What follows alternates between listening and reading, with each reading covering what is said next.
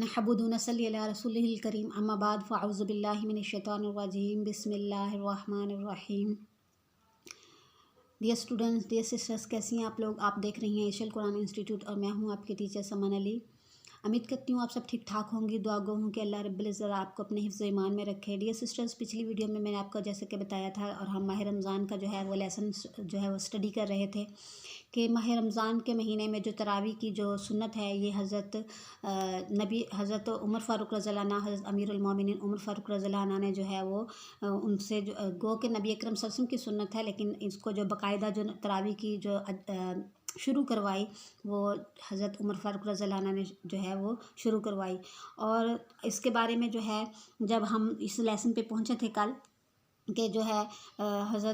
जब हज़रत नबी अकरम सल्लल्लाहु अलैहि वसल्लम ने इरशाद फरमाया कि माह रमज़ान के महीने में जो है वो फ़रिश्तों की वो जमात जो नूरानी हदूद में इबादत करती रहती है, इस माह रमज़ान में जो है ज़मीन पे उतरती है और जिससे वो छू जाती है या जिससे वो छू जाते हैं, यानी कि जिस मुसलमान से वो उन जमात में से कोई फ़रिश्ता छू जाता है या वो फ़रिश्ता किसी इंसान से छू जाता है या इंसान किसी फ़रिश्ते से छू जाता है तो वो हमेशा हमेशा के लिए जो क्या हो जाता है, खुश नसीब हो जाता है। तो ये हदीस जब नबी अकरम सल्लल्लाहु अलैहि वसल्लम की ये हदीस हज़रत उमर फ़ारूक रज़ियल्लाहु अन्हु ने सुनी तो फिर क्या हुआ कि हज़रत उमर फ़ारूक रज़ियल्लाहु अन्हु ने इरशाद फरमाया कि ऐसी खुश नसीबी के हकदार जो हैं वो हमसे ज़्यादा और कौन हैं। हम सबसे ज़्यादा इस चीज़ के हकदार हैं और हम सबसे ज़्यादा इस चीज़ को जो है वो पसंद फरमाते हैं। तो इसलिए जो है हज़रत उमर फ़ारूक रज़ियल्लाहु अन्हु ने लोगों के को जमा फरमाया और हज़रत उमर फ़ारूक रज़ियल्लाहु अन्हु ने फरमाया कि जो है तरावी की नमाज़ बाजमात जो है हज़रत उमर फ़ारूक रज़ियल्लाहु अन्हु ने शुरू करवाई। तो हज़रत अली रज़ियल्लाहु अन्हु से मरवी है कि एक मरतबा रमज़ान की जो है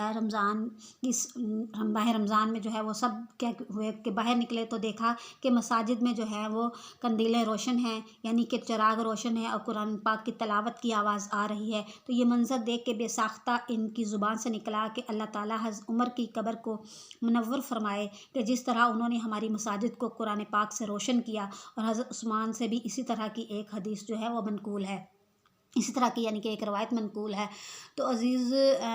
स्टूडेंट्स या अज़ीज़ सिस्टर्स के देखें माह रमज़ान का महीना जो है हमारे उसकी जो है आमद है। तो हम आज ही से अहद करते हैं कि माह रमज़ान के महीने की हम अपनी रातों को जो है इसी तरह कुरान पाक की तिलावत से मुनव्वर करेंगे, तरावी से मुनव्वर करेंगे, ज़िक्र अज़कार से मुनव्वर करेंगे और दिन में भी जो है वो ज़्यादा से ज़्यादा अपनी ज़ुबान को अल्लाह ताला के ज़िक्र से तर रखेंगे।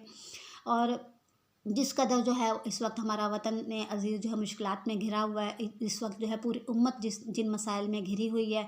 फ़लस्तीन है या कश्मीर है या बर्मा है या इसी तरह के जो है और हमारे जितने भी मुसलमान ममालिक हैं जो जहाँ पे मुसलमान उम्मत मोहम्मदिया को जो है वो ज़लील व ख़वार किया जा रहा है, उन पे जुल्म व सितम किया जा रहा है। आज अगर हम उनके लिए जो है आवाज़ नहीं उठा सकते, आज अगर हम उनके लिए कुछ कर नहीं सकते तो कम से कम हम अल्लाह ताला की बारगाह में जो है सरखुरू तो हो सकते हैं, उनके लिए दुआ गो तो रह सकते हैं, उनके लिए अपनी दुआओं में उनका हिस्सा तो रख सकते हैं। अगर कल को नबी अकरम सल्लल्लाहु अलैहि वसल्लम को हम किस मुँह के साथ मिलेंगे, किस तरह हम अल्लाह के नबी अकरम सल्लल्लाहु अलैहि वसल्लम का सामना करेंगे कि क्या जो है मैंने तो आप लोगों को बताया था कि तमाम के तमाम मुसलमान एक जिस्म की मानद हैं।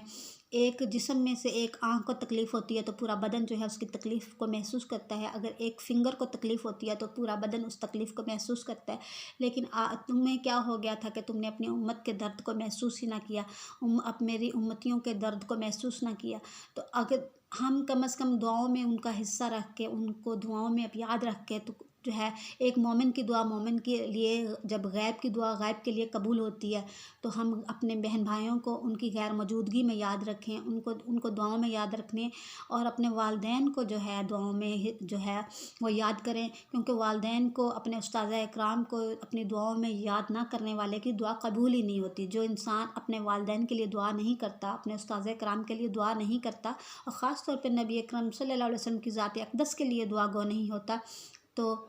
उसकी दुआ जो है वो कबूल ही नहीं होती। तो अपने वालिदैन के लिए, अपने उस्ताज़ इकराम के लिए, प्यारे नबी अकरम सल्लल्लाहु अलैहि वसल्लम की ज़ात अक़दस के लिए, सहाबा इकराम के लिए और तमाम के तमाम अपने मशाइख़ इकराम के लिए, औलिया इकराम के लिए दुआओं में हिस्सा रखें, उनके लिए दुआ गो हों कि जब हम दूसरों के लिए दुआ के लिए हाथ उठाते हैं तो हकीकत में वो हम अपने लिए ही दुआ करते हैं, क्योंकि अल्लाह फ़रिश्ते जब हम किसी और के लिए दुआ करते हैं तो फ़रिश्ते कहते हैं कि तेरे लिए भी अल्लाह ताला वैसा ही अजर अता करे, तेरे लिए भी अल्लाह ताला वैसे ही कबूल करे जैसे तू दूसरों के लिए मांग रहा है। है।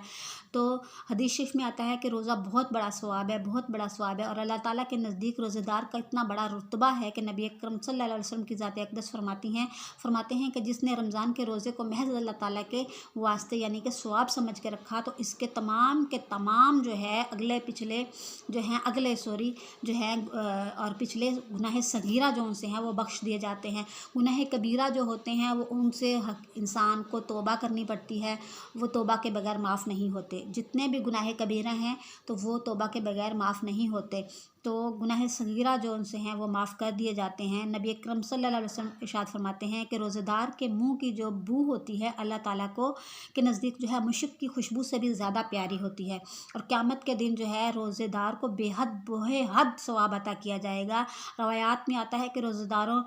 के वास्ते जो है क़यामत के दिन अर्श के जो साए के नीचे जो है दस्तरखान चुना जाएगा और लोग इस पे बैठ के खाना खाएंगे। और सब लोग हालांकि बाकी के जो लोग होंगे वो सारे के सारे अभी हिसाब किताब में फंसे हुए होंगे। तो इस पे वो लोग जो हिसाब किताब में फंसे हुए होंगे वो कहेंगे ये कैसे लोग हैं जो है वो खा पी रहे हैं और मौज जो है वो उड़ा रहे हैं, और हम जो है अभी तक हिसाब किताब में फंसे हुए हैं। तो इनको जवाब दिया जाएगा कि ये वो लोग हैं जो उस वक्त रोज़ा रखा करते थे जब तुम जो है वो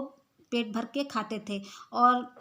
जो है तुम लोग रोज़ा नहीं रखते थे। रोज़ा दीन इस्लाम का बहुत बड़ा रुकन है। जो कोई माह रमज़ान के रोज़े नहीं रखता वो बहुत बड़ा गुनाहगार है और उसका दीन कमज़ोर हो जाता है। जो इंसान माह रमज़ान के रोज़े नहीं रखता उसका दीन कमज़ोर हो जाता है, क्योंकि दीन इस्लाम के जो रुकन हैं उनमें से माह रमज़ान के रोज़े रखना जो है वो एक रुकन है, एक फ़र्ज़ है। और इसी के साथ साथ जो है क़ज़ा और कफ़ारे के रोज़े भी जो हैं वो फ़र्ज़ होते हैं। जो क़ज़ा रोज़े होते हैं, जो ख़वातीन के रोज़े जो माह रमज़ान के दिनों में छूट जाते हैं और एक मजबूरी के तहत ही छूटते हैं, अल्लाह ताला की तरफ से जो है उनको उन दिनों में रोज़ा रखने की जो है वो इजाज़त नहीं होती। लेकिन वो जो छूटे हुए माह रमज़ान के रोज़े होते हैं वो क़ज़ा रोज़े जो है उनको बाद में रखना जो है वो भी फ़र्ज़ है, उनको पूरा करना भी फ़र्ज़ है। इसी तरीके से जो कफ़ारे के रोज़े होते हैं, कफ़ारे के रोज़ों का बयान इंशाअल्लाह अज़ीज़ हम जो है वो ये इन कफ़ारे के रोज़े के मसाइल और इनके अहकामात ये सारे जो है इंशाअल्लाह अज़ीज़ हम नेक्स्ट किसी वीडियो में पढ़ेंगे और मैं आपको तफसील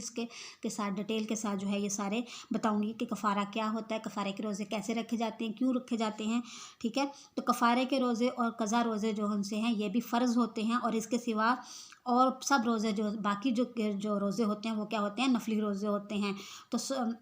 नफली रोज़े होते हैं। ठीक है, ईद और बकरा ईद के दिन और बकरा ईद के बाद जो 3 दिन होते हैं, इन दिनों में क्या रोज़ा रखना क्या होता है, हराम होता है। ठीक है, फिर से सुन लें कि ईद को और बकरा ईद के दिन और बकरा ईद के बाद के जो 3 दिन होते हैं इनमें भी रोज़ा रखना क्या होता है, इनमें रोज़ा रखना हराम होता है। जब से नमाज फ़जर का वक्त आता है इस वक्त से लेके सूरज के डूबने तक रोज़े की नीयत से सब कुछ खाना पीना छोड़ देना और जो है शोहर से हम बिस्तर भी ना होना जो है, जब तो यहाँ से क्या हो जाता है, रोज़ा स्टार्ट हो जाता है। शरअ में इसी को रोज़ा कहा जाता है। फिर से सुने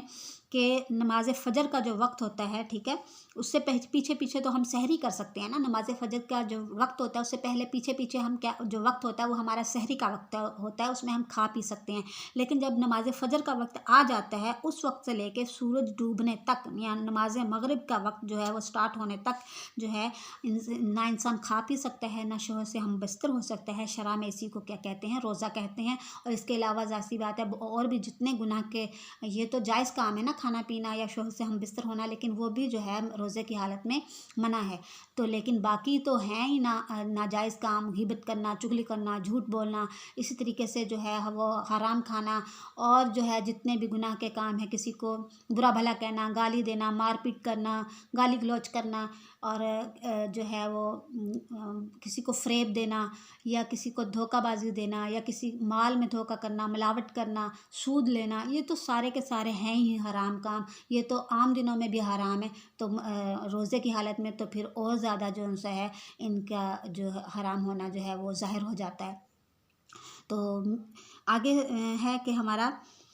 कि ज़ुबान से नियत करना और कुछ ना कहना कुछ कहना ज़रूरी नहीं है। रोज़े के लिए जो है ज़ुबान से नियत करना जो है वो कुछ ज़रूरी नहीं है, ज़्यादा ज़रूरी नहीं है। दिल से नियत कर लेना ही से जो है कि रोज़ा आ जाता है। जब दिल में ध्यान कर लिया कि आज मेरा रोज़ा है, तो दिन भर ना कुछ खाया ना पिया, ना शौहर से जो कह है हम बिस्र हुई, तो इसका क्या हो गया, रोज़ा हो गया। ऐसी औरत का क्या हो गया, रोज़ा हो गया। जब उसने दिल से नियत कर लिया कि मेरा आज रोज़ा है, और फिर दिन में कुछ खाया पिया भी उसने नहीं है, और शौहर से जो उनसे वो सोहबत भी नहीं की, तो ऐसा क्या हो गया, उसका रोज़ा कंप्लीट हो गया। तो ज़ुबान से कहना कुछ ज़्यादा ज़रूरी नहीं है, ठीक है। लेकिन अगर ज़ुबान से जो है वो नियत कर भी लेती है कि वह बिसौमी गदन नवैतु मिन शहर रमज़ान, तो भी बेहतर है, तो भी अफजल है, अच्छा है, ठीक है। तो मिलेंगे इंशाल्लाह अगले मसाइल माह रमज़ान के रोज़ों के नेक्स्ट मसाइल के साथ। तो